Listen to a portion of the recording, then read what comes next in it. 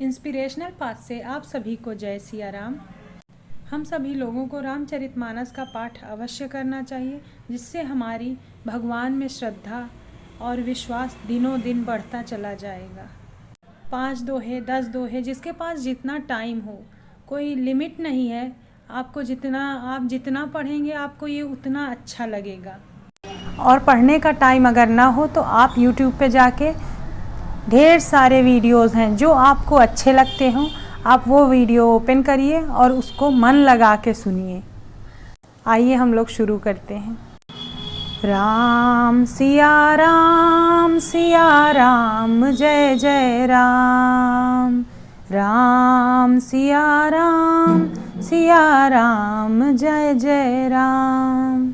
राम नाम मन दीप धरी, जीह दे हरि द्वार। तुलसी भीतर बाहरऊँ, जो चाहसी उजियार।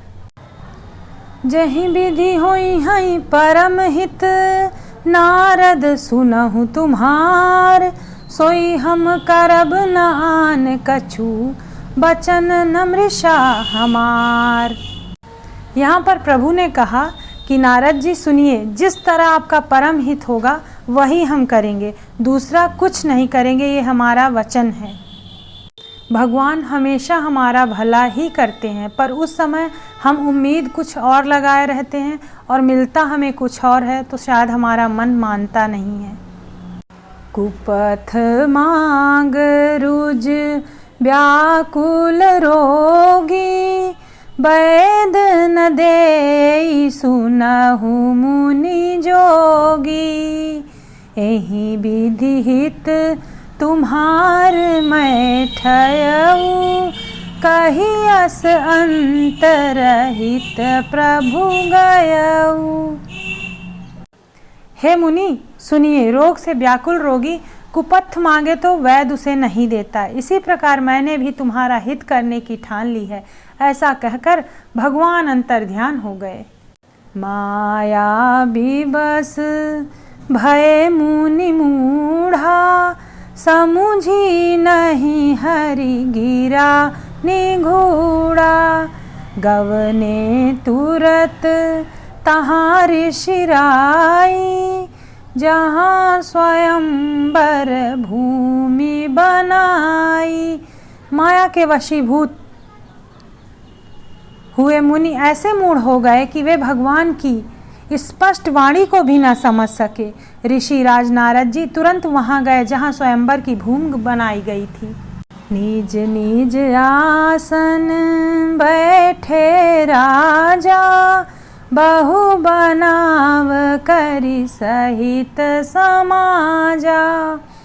मुनि मन हर्ष रूप अति मोरे, मोहित जिया नहीं बरिह न भोरे।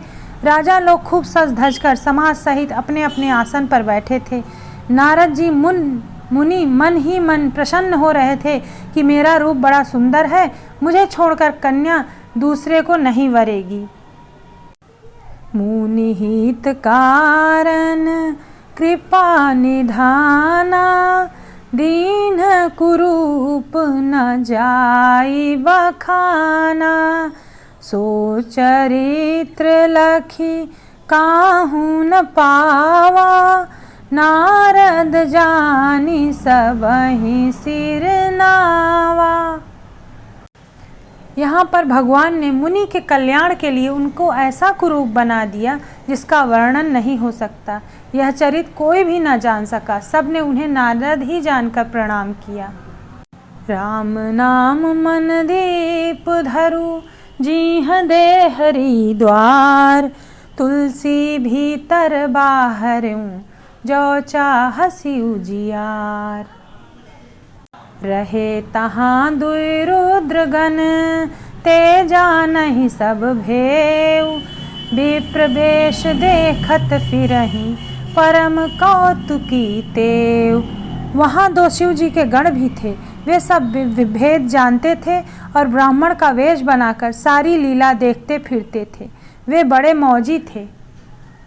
जेहि समाज बैठे मुनि जाई, हृदय रूप अहमिति अधिकाई।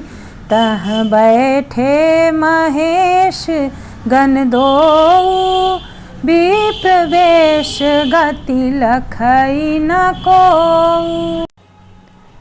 नारद जी अपने हृदय में रूप का बड़ा अभिमान लेकर जिस समाज में जाकर बैठे थे, ये शिव जी के दोनों गण भी वहीं बैठ गए। ब्राह्मण के वेश में होने के कारण उनकी इस चाल को कोई न जान सका।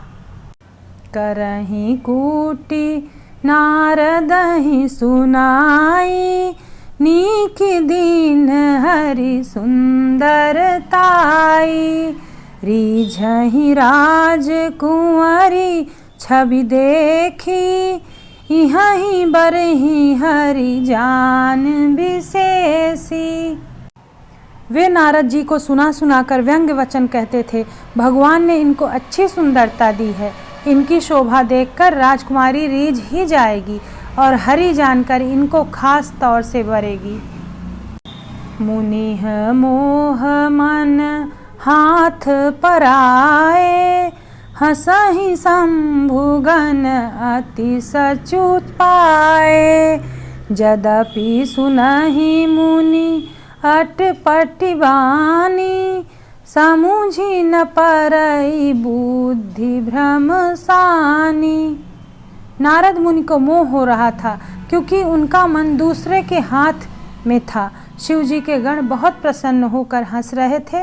यद्यपि मुनि उनकी अटपटी बातें सुन रहे थे, पर बुद्धि भ्रम में सनी हुई होने के कारण वे बातें उनको समझ में नहीं आती थी। काहू न लखा सो चरित विशेषा, सो स्वरूप नृप कन्या देखा। मरकट बदन भयंकर देहि, देखत हृदय क्रोध भाते ही।